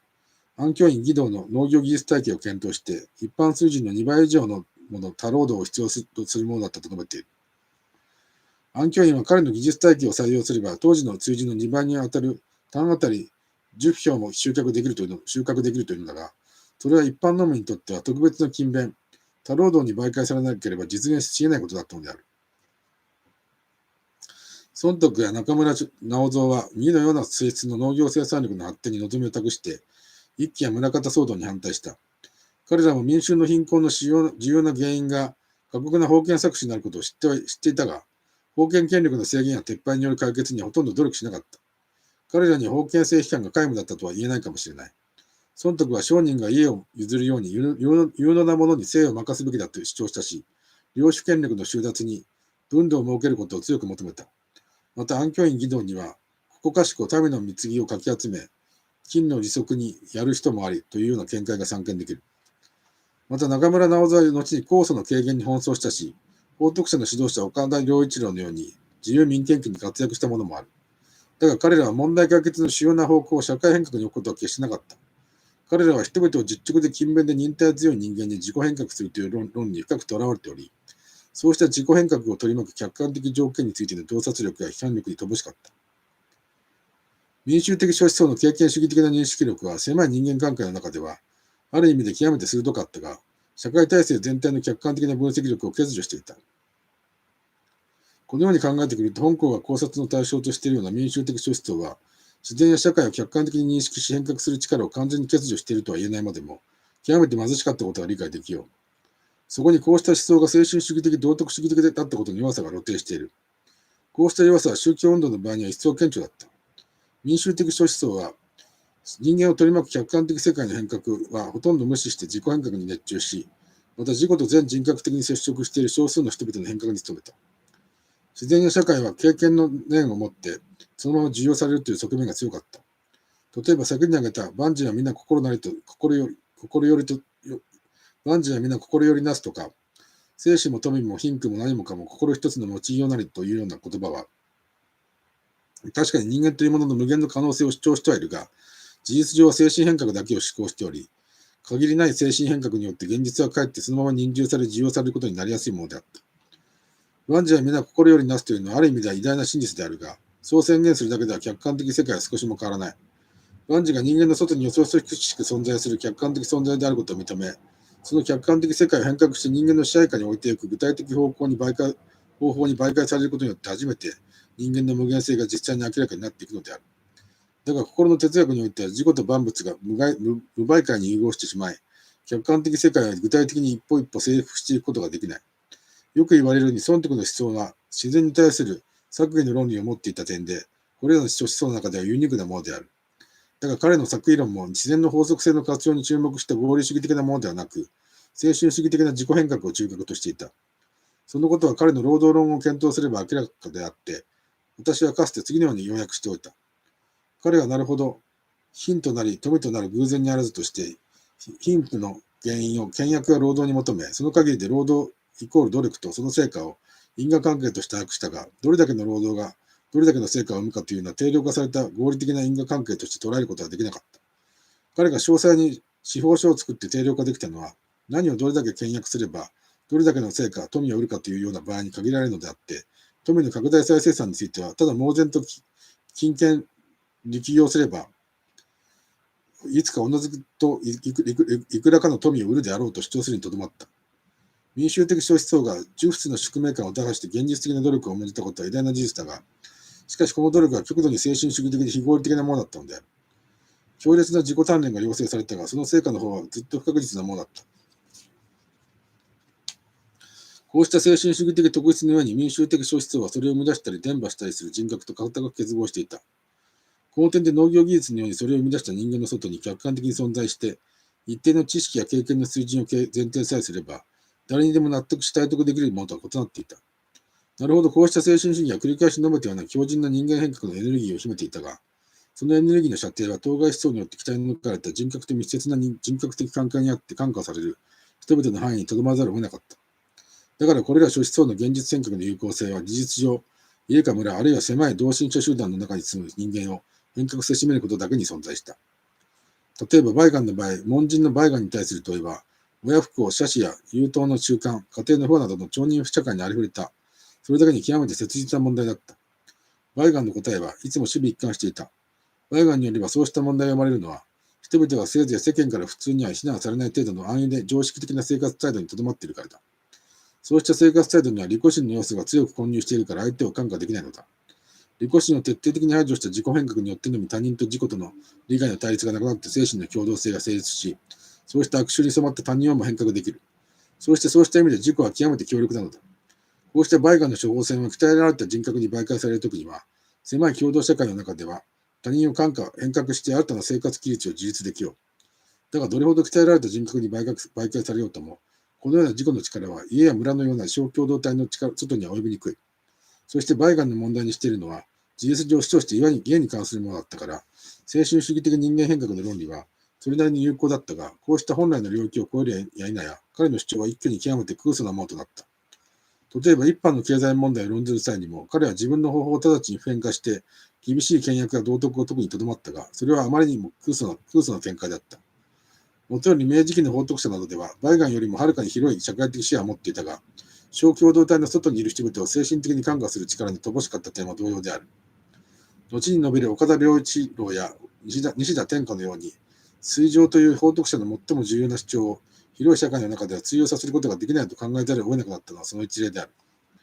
こうして民衆的諸思想に共通する強烈な精神主義は、強烈な自己鍛錬に向けて人々を動機づけたが、そのためにかえって全ての困難が自己変革、自己鍛錬によって解決し得るかのような幻想を生み出した。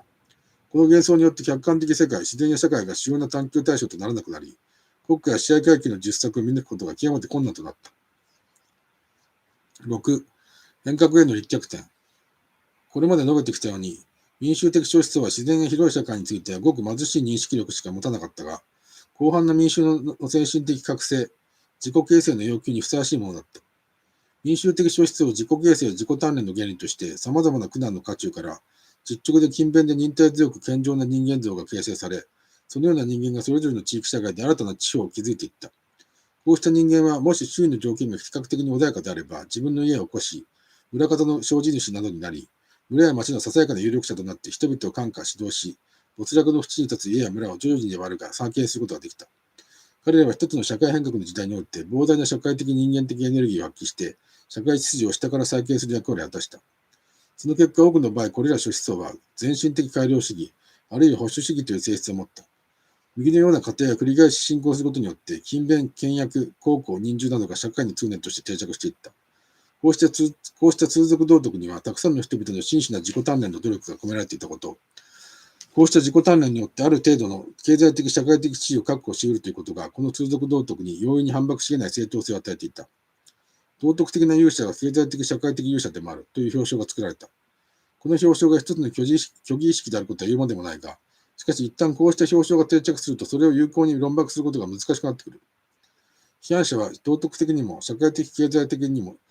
共に阻害された人間として、例えば大敗や厳正否定の姿勢を取らざるを得なくなってくる。道義的に敗北させるということがイデオロギー闘争においては最も有効なのだ。近代日本の支配者たちは自分自身やしばしは道徳など眼中にないマキャベリストであったが、右のような通俗道徳を巧妙に活用した。こうした通俗道徳の社会的な規制力は極めて膨大で強靭なものだったから、様々な社会的な難問をその論理の枠の中へ捉えることによって処理しようとするのが、多くの人々の自明の生き方になっていた。こうした自己責任の論理が広範な人々の批判の目を閉ざしてしまった。しかし、こうした通俗道徳の実践のうちに込められている民衆の努力がどんなに強烈なものであろうと、所詮は建築過程という怒涛の対応の中に漂う小さな救命棒とに過ぎない。資本主義の鉄の法則性からすれば、一人一人の民衆のどんなに激しい勤勉や倹約や忍耐も、あまりに微小な力に過ぎない。だから極度の勤勉、倹約、忍耐、実直などは、ある場合には中堅の自作のほか、個人主程度に人々を上昇させるが、ある場合には勤勉、倹約等々にもかかわらず人々は没落せざるを得ない。勤勉、倹約などは自己に対しては勤勉な規制力を持つが、広い社会については規制力も洞察力も持たない。建築過程という怒涛の対応の中では、勤勉、倹約等々という救命棒とを必死に操ることによって、わずかに敵視を免れ得るが、それでは力強く乗り越えていくことはもちろん方向を見定めることも容易ではない。些細な条件の変化によって勤勉、倹約等々にもかかわらず、たくさんの人たちは没落していかざるを得なかった。だが、こうして没落していった人たちの自己形成、自己規律のエネルギーはどうなるのであろうか。通俗道徳が近代資本主義社会の中では欺瞞的なものになっていかざるを得ぬ事情を示すものとして、西田天下の場合を考えてみよう。天下は滋賀県長浜町の上問屋の跡取り息子で、日本銀行総裁になりたいなどと思う、過食にも熱心な真面目な青年だった。彼は21歳の時、100人の小作農を連れて北海道石狩平野に渡り、開墾事業に従事した。この際、彼の思想的拠り所となったのは宝徳期であり、北海道の3年ほどの生活は宝徳期の実践であった。だが彼は出資者たちの要求と小作人たちの惨めな生活との板挟みとなって行き詰まり、左足の指を一本切断して結所し、出資者に小作人たちの苦境を訴えて自ら筆生者と名付けた事業を放棄してしまった。その際、天下は宝徳期について次のように述べている。宝徳期によると、1には勤勉、2には節約、3には分度、4には水上とかこうであります。はじめの3つは、甲州に生まれた私には真似だけはできるが、4番目の水上だけはぴったり行うわけには参りません。一方、小作人と神職を共にし、一方、資本家と資本を共にし、私の手元では一つになっているために、利害の衝突に対して両方への水上の徳を守ろうとすると、私は裸になってしまわねばなりません。両方良いのは大かぶりと笑っているわけには参りません。天下の体験は損得の思想の限界を鋭くつくものであろう。勤勉節約分度は自分で守ればそれでよいとしても、水上という社会的行為は、近代社会の一般的な利害対立の中では、本来の道徳的意味を発揮できない。水上は道徳的説得力を持つときにのみ意味があるのだが、そうだとすれば狭い共同社会での人格的な関係の下でのみ有効なのだ。天下の開拓事業のように出資者イコール地主と小作人とがはるかに遠隔の地に分離しており、両者の間には共同体を媒介にした人格的関係が存在していない場合には、共通の道徳的説得力の世界が成立しないのである。だが、このような共通の道徳的説得力の世界の崩壊は、天下の場合のように限られた問題ではなかった。これより少し前に岡田良一郎は公民党や貧民党の決起に脅かされて、水上はあまり行うな。貧民は20人のうち19人は自分の社子、代々のために貧乏になったのだから救済する必要がないなどと述べていた。近代社会の転換に伴って利害対立や生存競争がますます一般化すると、人間の道徳や良心はその過程に巻き込まれ無力になり、利害対立や生存競争の担い手としての利己的主体と普遍的人間的道徳の担い手としての価値的主体との分裂が決定的なものになっていくざるを得ない。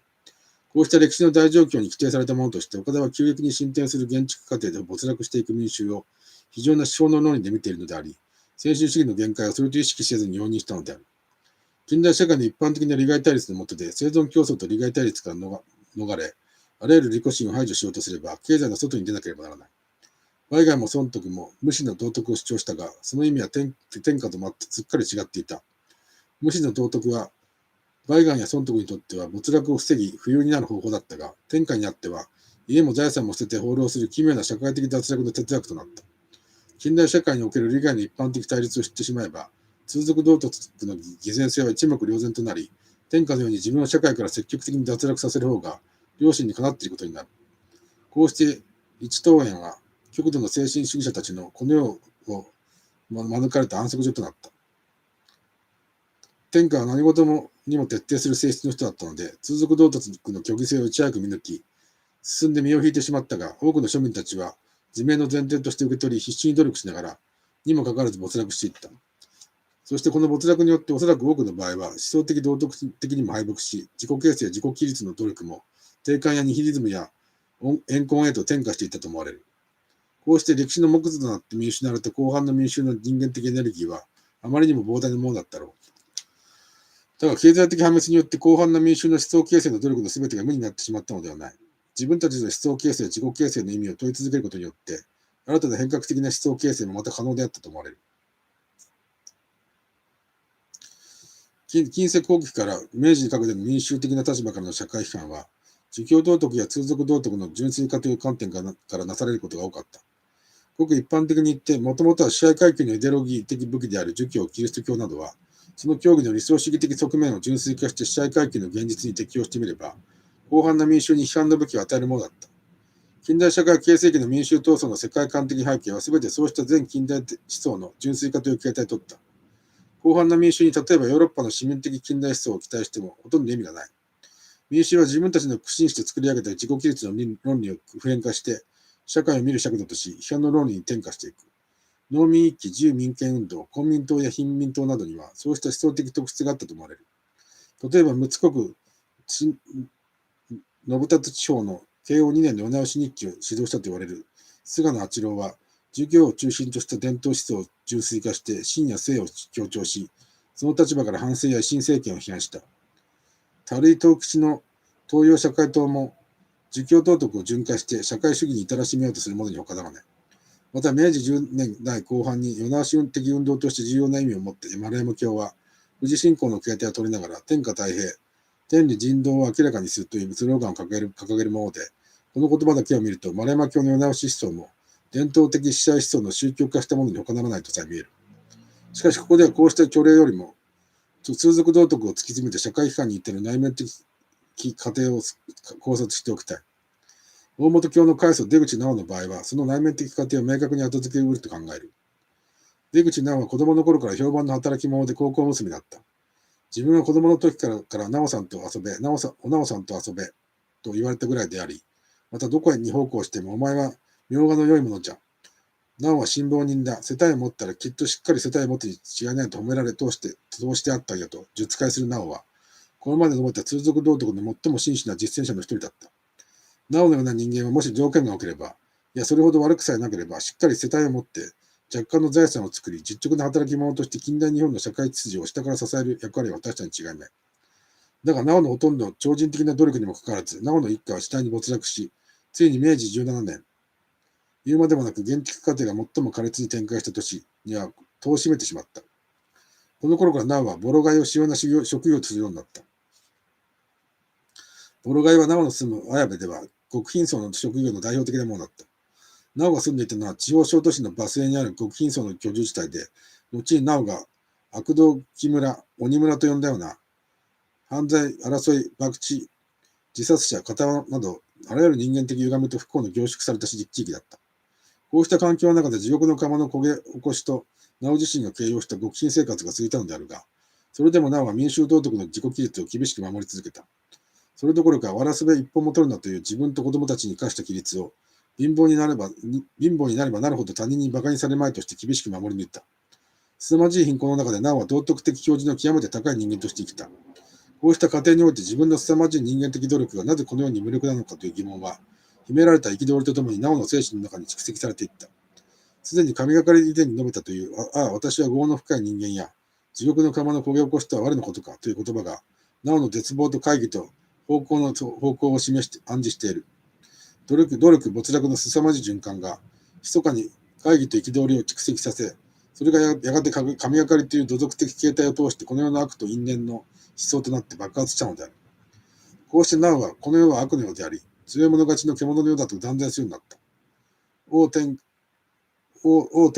天下は長いは続かんと申してあるが、何事も時節が参りきて、開いた口が狭まらんことか、世界に出てくるから、